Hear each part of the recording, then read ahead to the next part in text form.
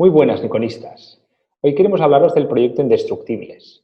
Indestructibles nos habla de África, un continente con una gran natalidad, donde los niños se enfrentan a problemas como son las guerras, el hambre o el terrorismo, pero también donde viven una realidad que avanza a nivel tecnológico, político o económico a pasos agigantados. El proyecto Indestructible se ha desarrollado durante 2 años en más de 10 países africanos y nos cuenta la vida de 11 niños, niños que se enfrentan con increíble valor a un futuro muy incierto.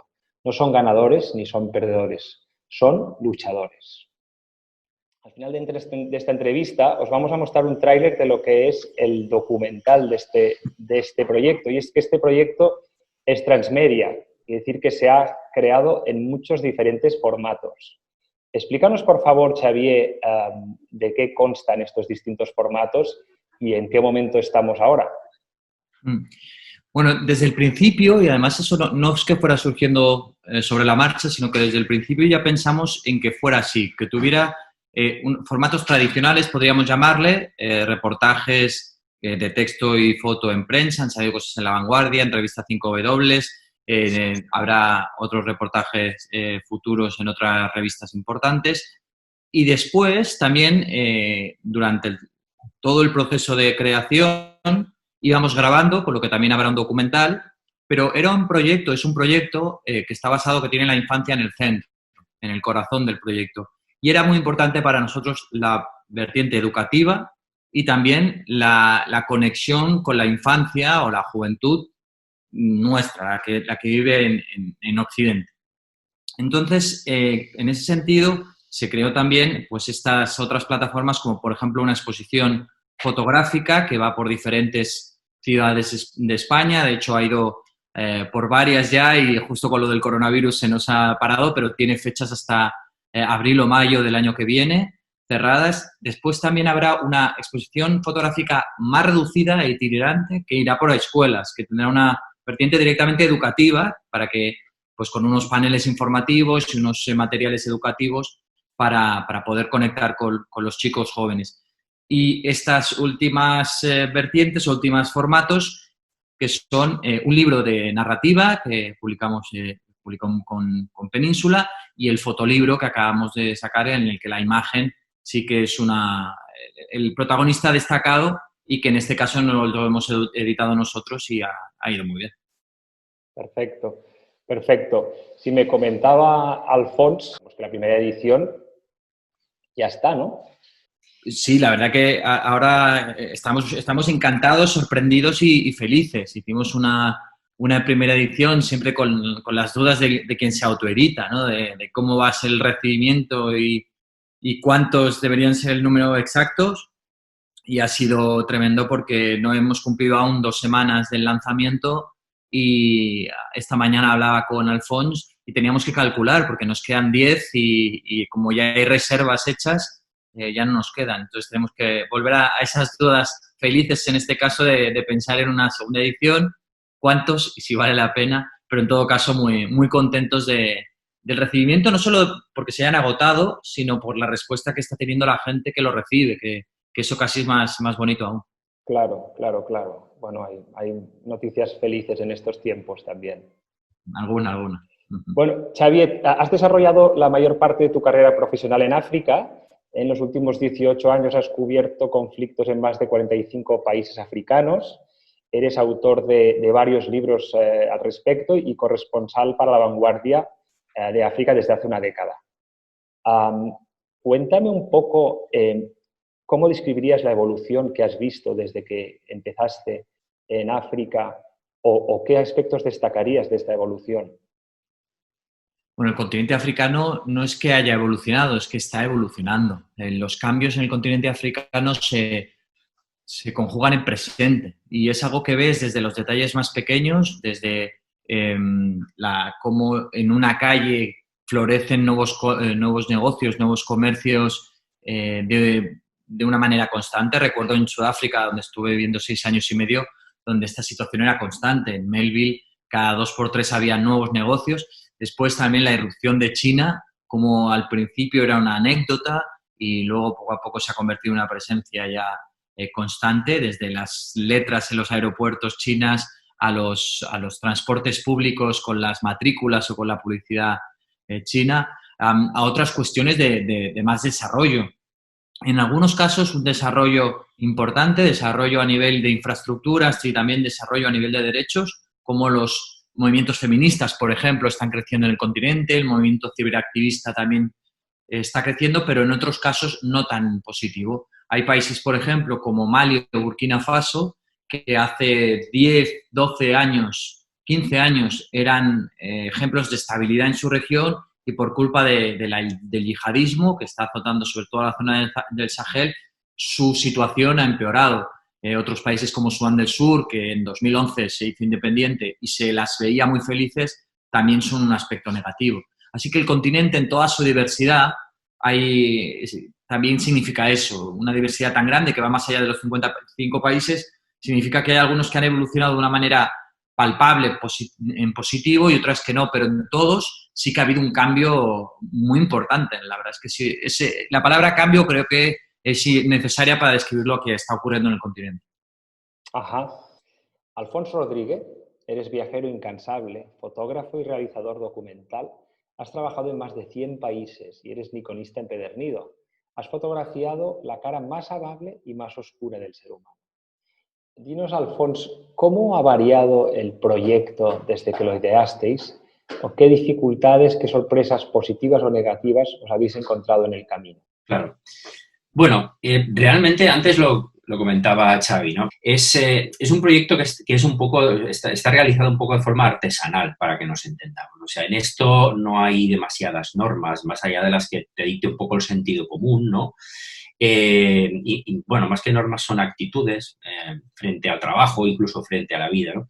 El proyecto Indestructibles es un proyecto que está hecho, que está planificado, lógicamente, porque si no sería como intentar alcanzar un imposible, ¿no? Pero sí que es verdad que a lo largo en el transcurso del proyecto, de estos 2 años, que en realidad es más, porque desde que empezamos a organizarnos y a planificar, pues eran varios meses antes, pues ha ido variando o cambiando de dirección dependiendo de algunos factores, ¿no? Al final, de lo que se trata es del resultado, ¿no? El camino es importante, pero es casi más una cuestión, al final, entre los que somos profesionales de esto, son los gajes del oficio, que se llama, y es casi más una cuestión de disfrute que de otra cosa, ¿no? Más que de técnicas o de normas, ¿no? Al final, lo que importa es el resultado. Hemos ido variando porque, bueno, ha dependido, claro, es un trabajo que está hecho o que está pensado de una forma, digamos, como un periodismo de carreteras secundarias, ¿no? Un periodismo de a pie, ¿no? Por decirlo así.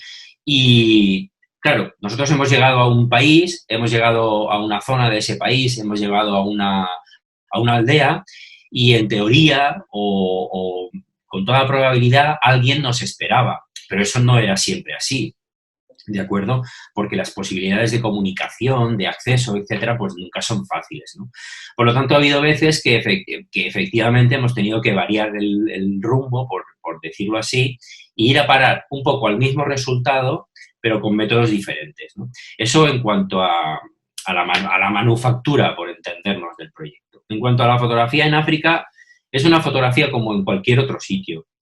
Yo creo que este proyecto, cualquier tipo de reportaje, de trabajo que se hace, sea cual sea el lugar, lo que requiere es muchísimo respeto, muchísima pausa, muchísima paciencia, muchísima empatía con los protagonistas, por decirlo así, y con las situaciones, ¿no?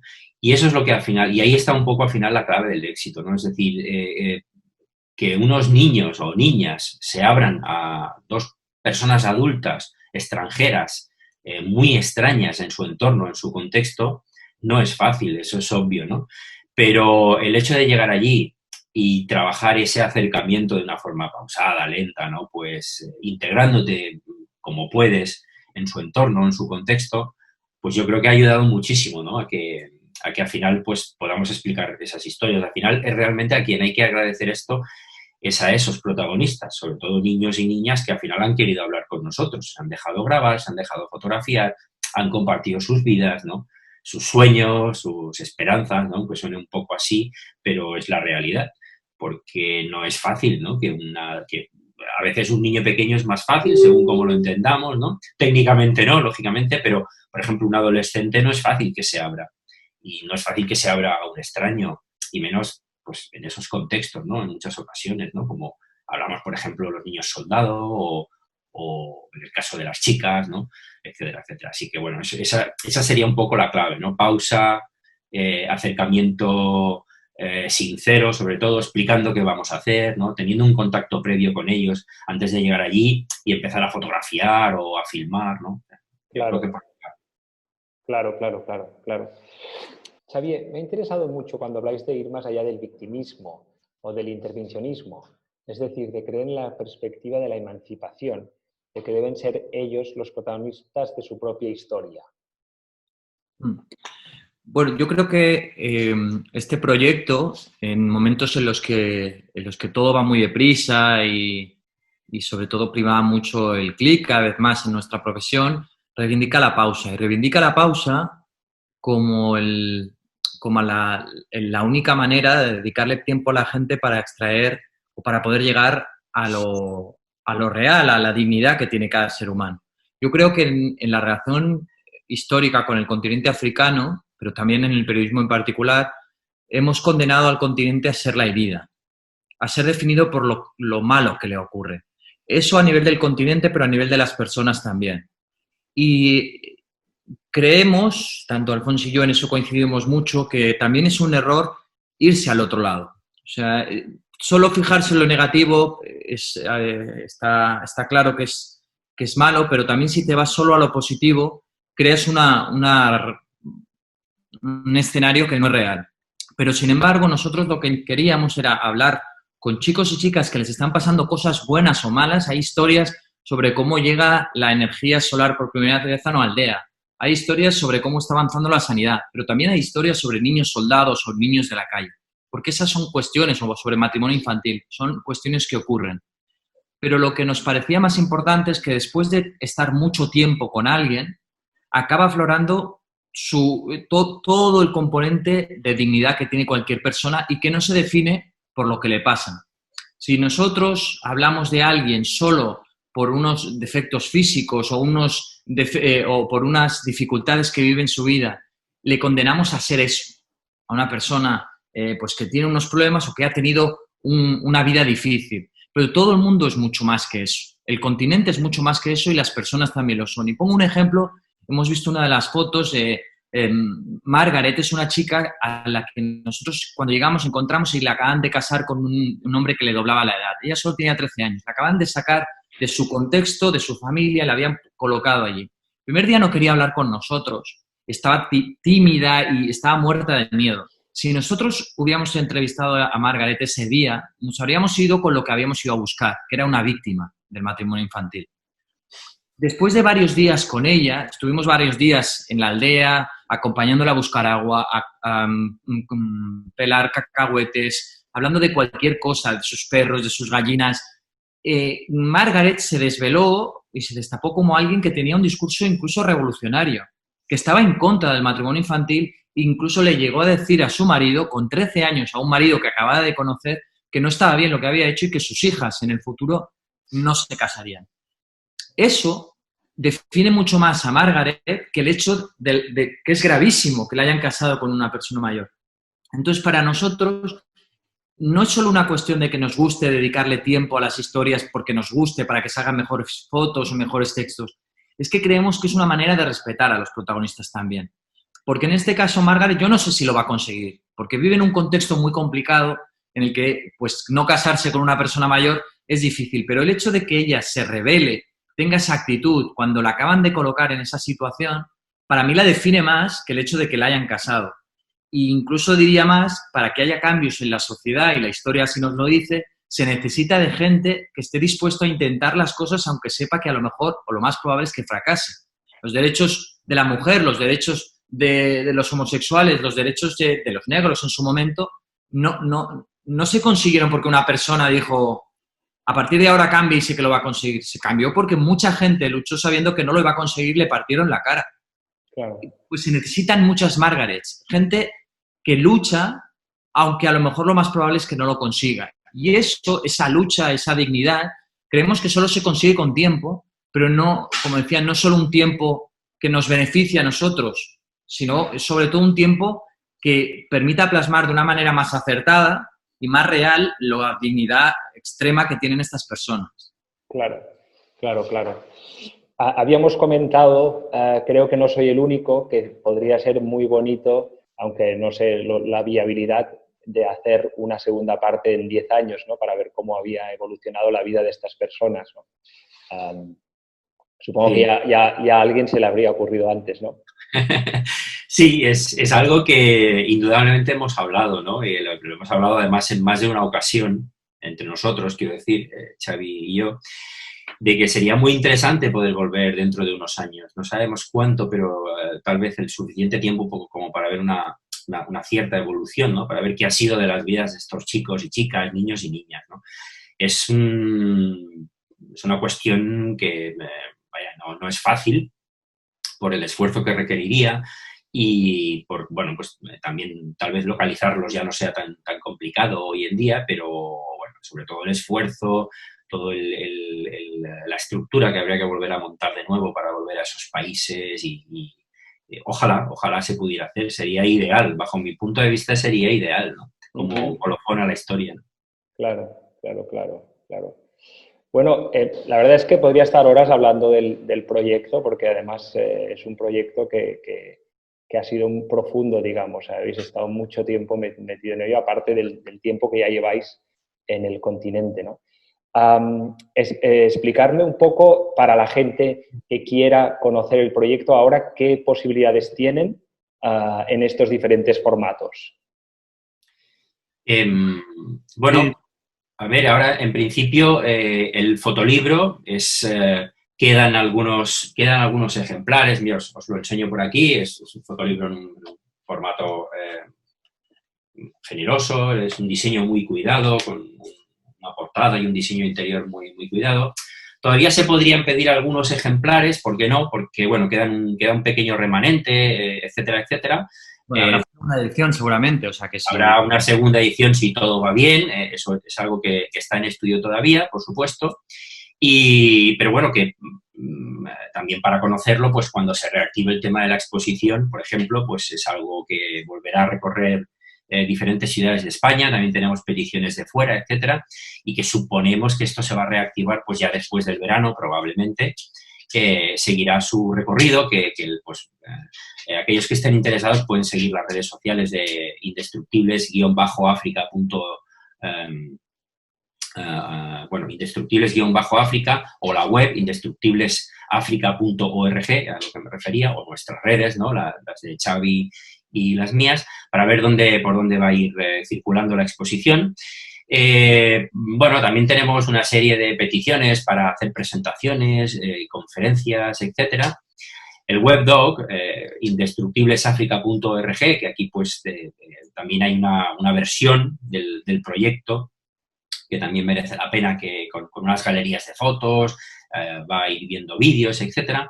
Y luego, pues bueno, de cara al año que viene estamos trabajando en el documental, en el largo documental, que, bueno, pues el tráiler lo presentaríamos un día de estos, habrá sorpresitas aquí con Nikon, supongo, pero es algo que estamos trabajando y que llegará, supongo que ya en el 2021, ya no solo por la cuestión de la pandemia, sino también por la cuestión del tiempo que se necesita para la postproducción, montaje, etcétera. Claro. ¿Querías añadir algo, Xavi? No, bueno, ha dicho prácticamente todos los formatos. Podría añadir el libro de Península, que no es que sea solo los protagonistas de Indestructibles, porque hay otras historias también, pero la foto de portada es una foto extraordinaria de Alphonse. Lo tengo que tener por aquí.